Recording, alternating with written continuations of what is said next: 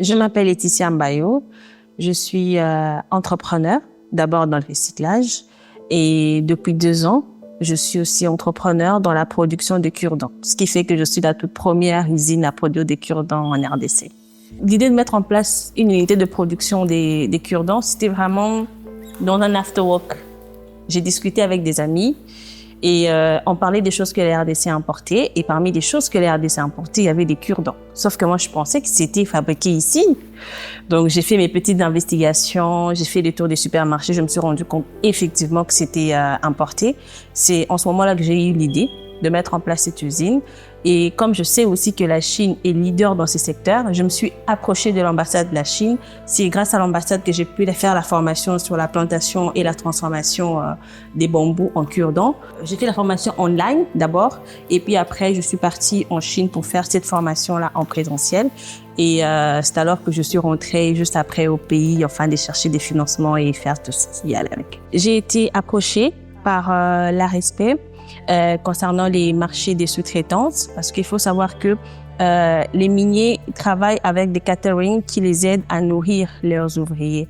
Mais malheureusement, là-bas aussi, ils ont besoin des cure-dents, mais ce sont des cure-dents qu'ils importent.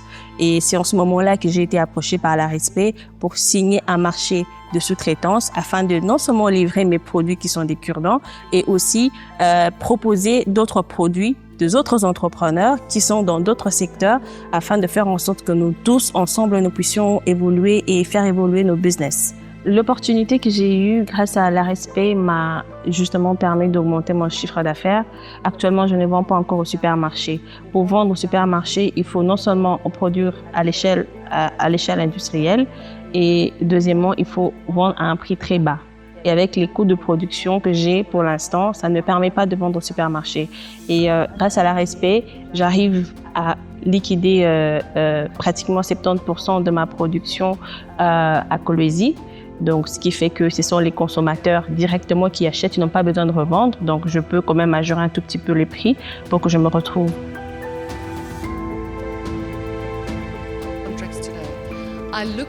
Je suis tellement fière de signer ce contrat aujourd'hui. Je regarde ces entrepreneurs dans les yeux. Je vous connais, je vous ai parlé. Vous faites partie de notre entreprise. Vous faites partie du destin d'une mine qui va être exploitée pendant 42 ans. Vos enfants en bénéficieront.